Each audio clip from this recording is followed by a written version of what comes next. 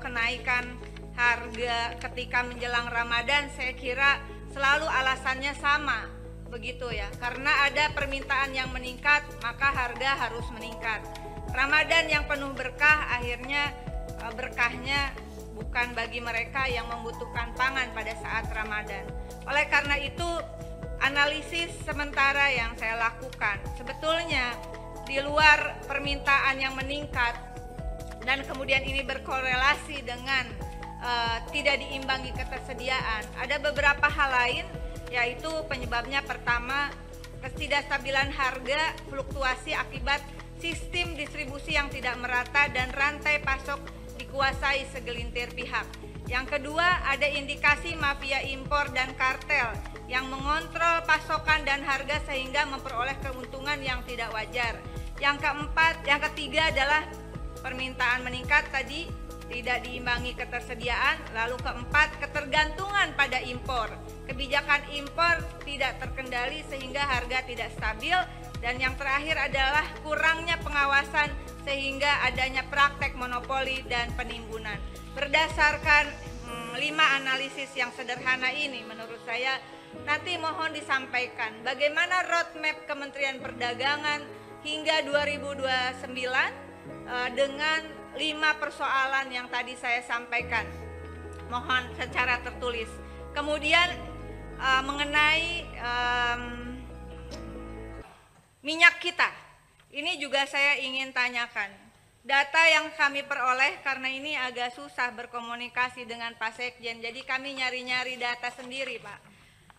Juli 2022 itu ada 45 perusahaan yang sudah terdaftar jadi produsen minyak kita. Apakah ada perkembangan produsen tersebut, Bapak? Pak Isi, apakah ada perkembangan? Jumlahnya tadi saya dengar ada 80 sekian produsen. Nah, produsen ini apakah produsen yang mereka benar-benar punya minyak, bahan baku minyak sawitnya begitu? Atau mereka hanya produsen quote and quote disalurkan? Mereka hanya produsen dalam tanda kutip mengemas saja.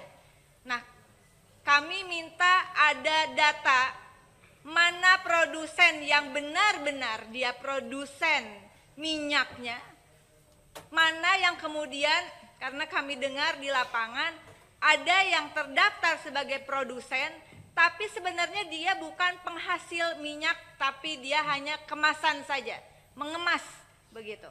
Nah, apakah itu supplier atau apa, silahkan Bapak sampaikan kepada kami. Nah, yang artinya ini saya izin produsen minyak kita ini adanya di Kemendag, Bapak? Di perindustrian. Jadi Kemendag hanya meng-approve saja, menerima aja begitu? Ya, minyak kita? Hanya mereknya saja. Perusahaan yang ada ini tidak izinnya bukan di Kemendag ya. Nah, saya dapat yang 2022 begitu hanya 45. Nanti kita juga rasanya perlu mempertanyakan mekanisme suatu perusahaan bisa terdaftar sebagai produsen minyak kita. Nyambung ke Bulog di halaman 11, progres pasokan minyak kita. Ini ada 13 produsen. Ini juga sama ya, tentu saja bukan Bulog yang mengeluarkan izin sebagai produsen, tapi Kementerian Perindustrian ya Bapak ya. Ini pertama adalah Wilmar dengan kuantum komitmennya 605,6 ton, realisasi hanya 52,8 ton. Priskolin 3.300 sekian, ini sudah berkontrak sedang produksi, artinya belum ada.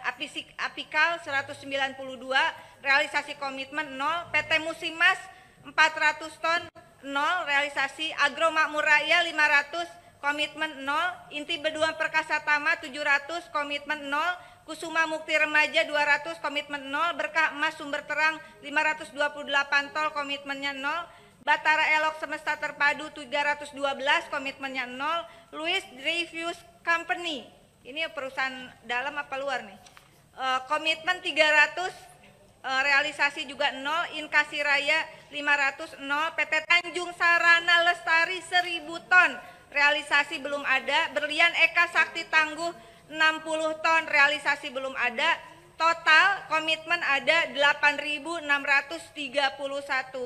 ton dengan target alokasi 50.000 ton, kemudian realisasi komitmen hanya tercapai 7% begitu. Tadi Pak Nasril mengatakan ini ada perusahaan-perusahaan ini perlu dievaluasi lah, perlu dievaluasi. Nanti yang keder Bulog sama Kemendag begitu. Memang bukan wilayah otoritas Menteri Perdagangan dan Bulog, tapi rekomendasi saya kira. Anda bisa bayangkan realisasinya Ibu Ketua 0,000, sementara kebutuhan pasar itu saya kira cukup tinggi. Kemudian berikutnya adalah ini ada dugaan penjualan dari KPPU, ada dugaan penjualan bersyarat typing sales mewajibkan pembelian produk lain milik produsen, ada juga kemasan dijual sebagai minyak curah. Dan pada Februari 2023 Kementerian Perdagangan, ini masih dirjennya Pak Isi ya, sudah mengatakan tidak boleh dijual minyak kita itu di platform online. Mari Bapak kita lihat sekarang ya, supaya saya disangkanya gibah gitu ya, bulan Ramadan nggak baik. Jual minyak kita, jual minyak kita. Nah, Bapak bisa lihat, ini dijual di online Pak. Ya, kan nggak boleh, harusnya di pasar tradisional begitu setidaknya. Di supermarket dan seterusnya itu juga nggak boleh. Tapi Anda mengeluarkan aturan, lalu kemudian ini kan terang benderang Ibu Ketua, nggak usah cari-cari untuk mencari info, lihat aja dijual kok di sini begitu. Dan sehingga kemudian ini menjadi salah satu persoalan. Kemudian impor ada rencana raw sugar 200.000 ton, ini juga perlu penjelasan begitu nanti. Kemudian jaminan harga di tingkat petani yang akan panen pada bulan April, Mei, dan Juni. Rencana raw sugar ini 200.000 ton bagaimana? Silahkan nanti tertulis. Lalu kemudian impor daging kerbau dari India 100.000 ton, apakah ini jadi atau enggak begitu? Sapi 180.000 ton dengan importirnya yang kerbau, kalau saya tidak salah, kalau salah tolong koreksi, diserahkan pada Bulog begitu.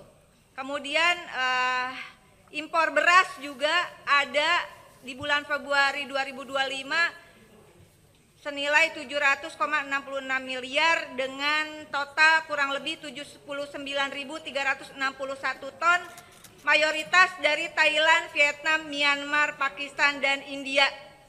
Nah, ini juga menjadi catatan penting, betul tadi, jangan hanya mengatakan tidak akan impor, tapi kejadiannya impor begitu.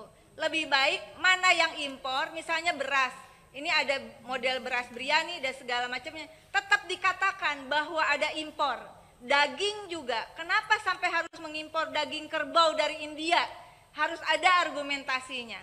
Lalu kemudian terakhir saya untuk Bulog. Nah, ini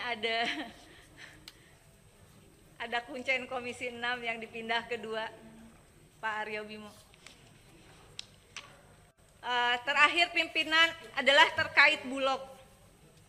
Bulog itu tanggal 9 Februari 2025 ini ada pemberitaan serapannya baru 45.000 ton dari penugasan 3 juta ton hingga April 2025. Harga pembelian pemerintah HPP gabah kering panen 6.500 per kilogram.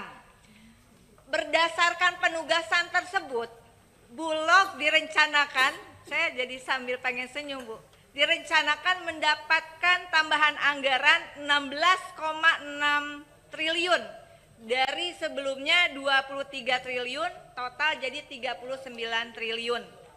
Pertama adalah utang Bulog sendiri itu mencapai 30 triliun kurang lebih ya. Terus bayar bunganya Bu, per bulan 250 miliar.